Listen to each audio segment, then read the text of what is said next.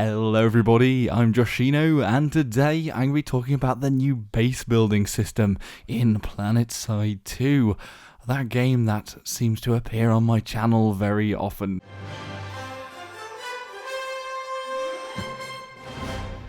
So during the Planetside 2 third year anniversary stream by Daybreak Gaming, the developers, they showcase some of the new base building system. The basics of it are that there's going to be this new vehicle which both collects resources to build bases and also acts as a station to build the bases themselves, which is called the Ant. And then each base will have a core which has a shield on it and can be taken out, and if that core is destroyed, the whole base will blow up and literally everybody will die, which will be quite funny to watch, to be quite honest. I think it would be quite funny to blow up bases. The core also has a terminal on it which infiltrators can hack into to get rid of the shield, but the shield can also be taken out with fire. They were using small arms in the video, but I think anything can damage it. Then we have the base parts themselves. I think they said there were only 3 parts at the moment for the base. There's a wall sort of segment, a smaller wall tower segment, and then a bunker. The idea is that you can build a lot of things when you combine them in certain ways, but at the moment it looks quite limited, and I do wonder how much cover they give for the infantry that'll be inside these bases. And then thirdly, we have the deployable turrets, which are going to both act as AI, and also you can jump into them if you want, and apparently they can turn 360, which turrets can't normally do on bases. I guess it wouldn't work, would it, third person view on a base turret that didn't go full 360?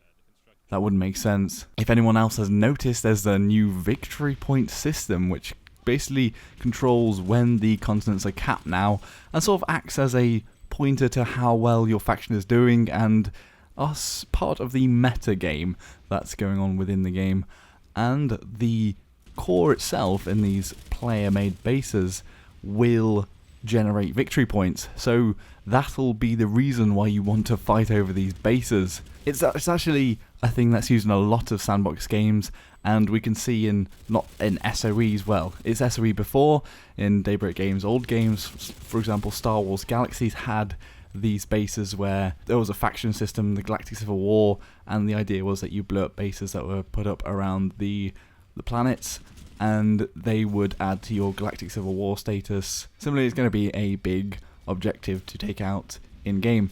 And if you haven't watched my videos, I've always talked about the sort of stale flow of battle in the game, and the fact that bases really aren't made for the amount of people that go there, and places like in the video that they showed on Ezimir, where amazing tank battles can happen, like in the icy ravines or out of the way places, they just don't get the attention they deserve, really.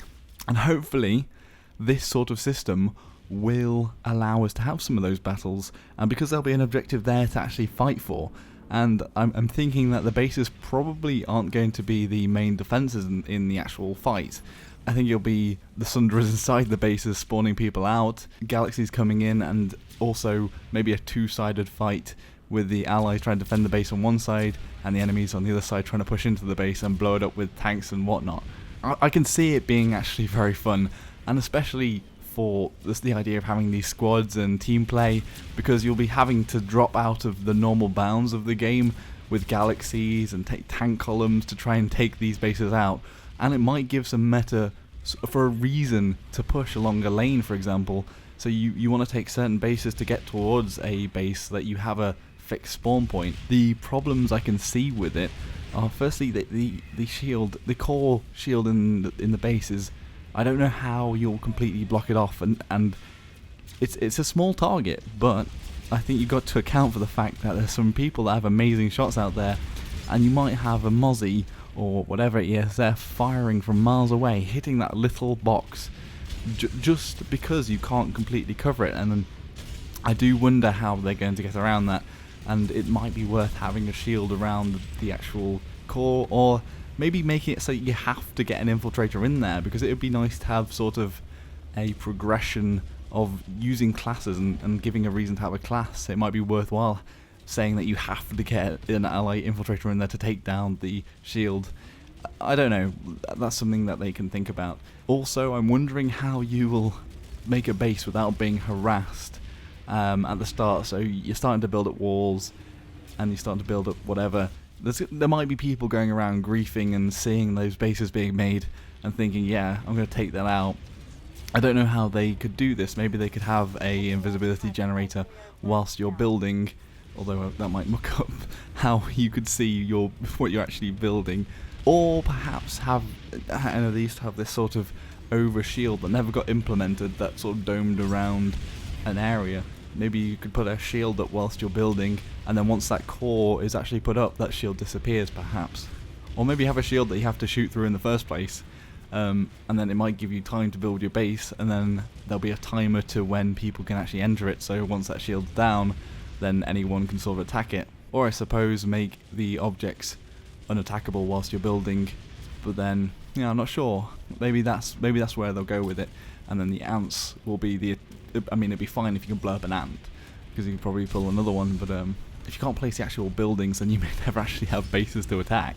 And coming around again, I think it's pretty good to have this new resource system. There's just a lot more meta being put into the game, a lot more reasons to play, and new objectives, and I think it'll be really interesting to have new objectives that aren't just sort of a capture point timer. Like it's good to have a seek and destroy sort of mission. So I'm actually quite optimistic for this patch. I don't think I was before.